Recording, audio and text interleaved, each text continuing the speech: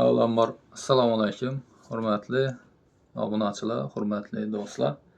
Bugun uzoq tanaffusdan keyin shu videoni qilayotirman. Ko'rib yuribman, Xorazmda, butun O'zbekistonda ko'pchilik blogerlar bo'lami, SMM sohasindagilar yoki bo'lmasa bir biznes egalari, tadbirkorlarni qilib turgan xatolari to'g'risida gaplashib o'tamiz. Ben bu gap bilan nima dejakman? Ko'pincha bizani O'zbekiston, Xorazmda hozircha ko'proq bu xato.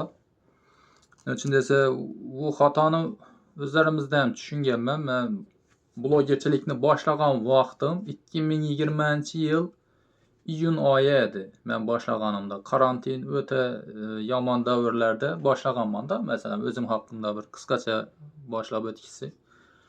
Lekin men birinchi akkauntimni YouTube akkauntimni 2012-yilda ochganman.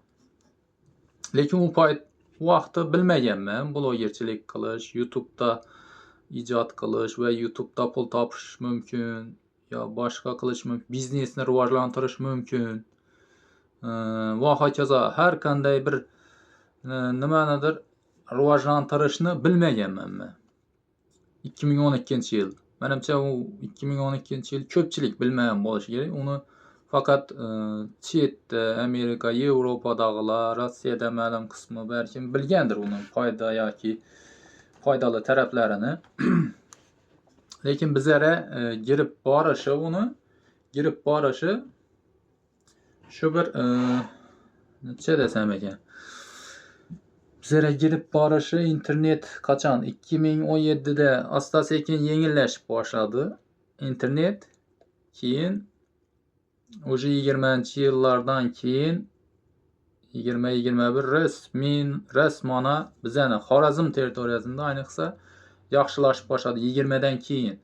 Endi Toshkent taraflarda masalan 2017-18da ham normalniy bo'lgan bo'lishi mumkin. Lekin основной 20dan keyin normalniy bo'lib ketdi internet. Xullas, bu bilan nima dejakman? Hozir biznesingizni rivojlantirmoqchisiz? Обязательно kanalingiz bo'lishi shart va zarur. YouTube, Instagram, Telegram, Facebook, xullas va hokazo. Keyin dastlabkini обязательно yo'lga qo'yishingiz shart. Bu talab, shart bu. Avvalambor Xudo. Bu shart bu. Dastlabkini yo'lga qo'ymasangiz, lushi beyanına biznesingiz yurishi qiyin bo'ladi.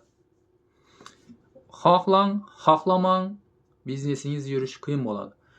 Buni no'ga o'xshatish mumkin. Masalan, Volga yoki bo'lmasa qadimgi Volgalar bormi? Nechun shu Volgalarni hozir olmaysizdan Kia 5 yoki bo'lmasa GM'ni, Gentra, xullas Tracker olyapsiz. Olib tursizlar, to'g'rimi? Nechun Volga olmaysizlar, 31 yoki Jiguli olmaysizlar? Nechun? Ular hozir zamon talabına javob bermaydi. Iloji yo'q. Ujin bularda komfort bor. Kia, Cherry, yana no'dan BYD Song, L9, xullas va hokazo. Hozirgi zamonaviy mashinalar o'sha talabga javob beradi. Birinchidan gibrid, ham benzin bilan ham tok bilan ishlaydi. Zamonning talabi shu. Ekonomishni ham. Zamonning talabi. Oldingi mashinalar ko'p rasxod, benzin yegan, rasxod, yana konditsioner yo'q, hamma narsa rushnoy. Demak, komfortga qarab boryapti insonlar. Masalan, oddiygina mana shu svetingizni ham hozir pultda yoqib o'chiradigan bo'lyapti, to'g'rimi? Ana svetni yaxshi kulchator ko'p yerlarda pultda o'tirgan yeringizda yoqasiz, o'tirgan yeringizda o'chirasiz svetni. To'g'rimi? Ya noto'g'rimi? Bu hayotning zamonning talabi, shu davrning talabi, iloji yo'q unda. To'g'rimi? Konditsionerlar bir pultni bosasiz 20 gradus, pesa bosasiz 30 gradus. Xullas pult bo'ldi. Hamma narsa, to'g'rimi? Tezorlar ham pult. bundan bir 20 yıl arkaga qaytib ko'ringlar, 20 yıl. Qo'lda oldiradi edik. Masalan, 20 yillar burun, 25 yillar burun televizorni kanalini qo'lda buradi edik. Tir. Keyin chorniy beli bo'ladi edi. Buningdek Svetnoy degan televizor yo'q edi. To'g'rimi? Hozir Svetnoydan ham beter mana bunday ekran. Qalinligi, kattaligi 1.20, 2 metr, 3 metrlik shunday bo'ldi, to'g'rimi? Bu zamonning talabi. Ana shuning uchun hamma narsa shu, svetlar ham shu. Barcha narsa tayyor. Ijonlar ham masalan tayyor.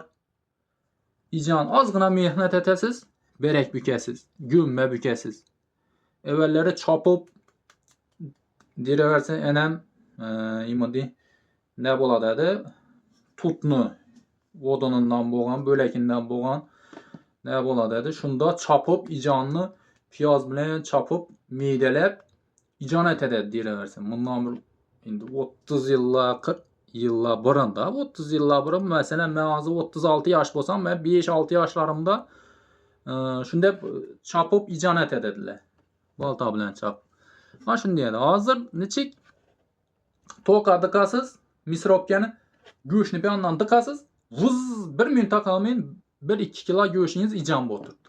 Evvel 1 kilo ijon qilish uchun 1 soat vaqt ketaradi chopib. Oldin go'sht chopiladi edi, keyin piyoz chopiladi edi, keyin xullas va hokazo 1 soat vaqt oladi edi. 1 kilo ijon tayyorlash uchun 1 soat vaqt ketar edi. Hozir 1 minut vaqt yettirdi.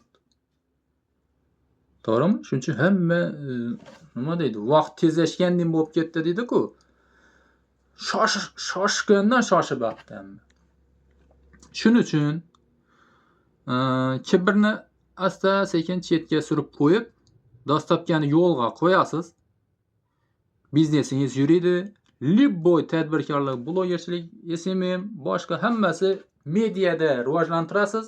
O'qituvchi bo'lasizmi, biznesmen bo'lasizmi, doktor bo'lasizmi, sartarosh bo'lasizmi, shoshlik pishiradigan povur bo'lasizmi, choyxona ochib qo'yibmisiz va hokazo yuzlagan kasb borki, hammasi mana shunday YouTube, Instagram, Telegram, Facebook, TikTok shularni rivojlantirib, hammasida bir xil chiroyli montaj qilib, montajni qilishni bilmasangiz montajchi olasiz.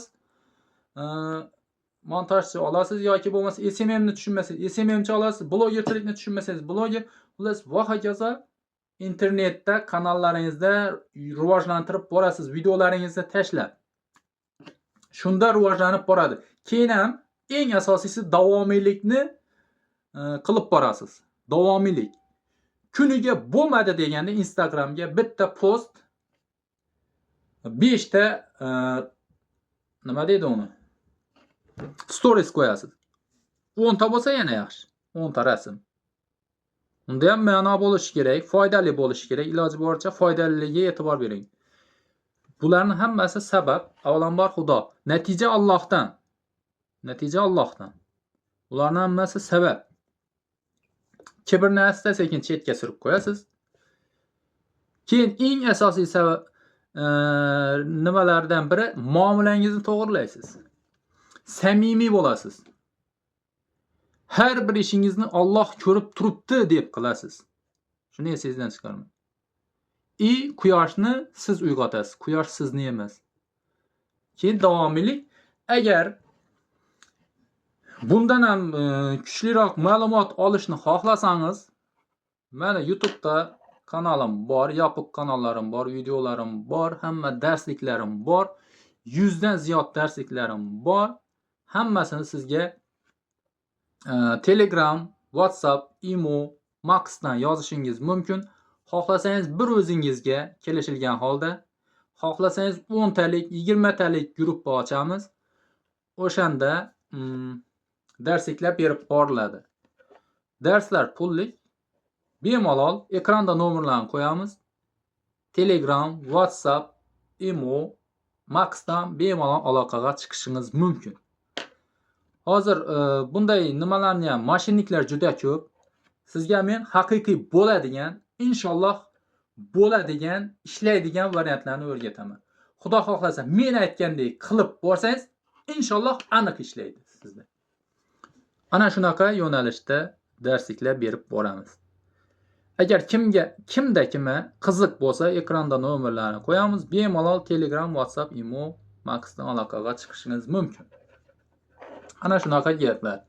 Buni ko'proq mana shunday libboy kasb egasini jo'natib qo'yishingiz mumkin gruppalarga. Bemalol tarqatib qo'yishingiz mumkin va agar savollaringiz va fikringiz bo'lsa, bemalol kommentariyada yozib yuborishingiz mumkin.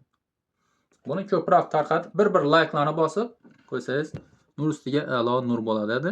Siz ham shu foydali videoga, foydali ishga sherik bo'lgan bo'lasiz. Unday bo'lsa, e'tiborlaringiz uchun kattakon rahmat. Assalomu alaykum va rahmatullohi va barakatuh.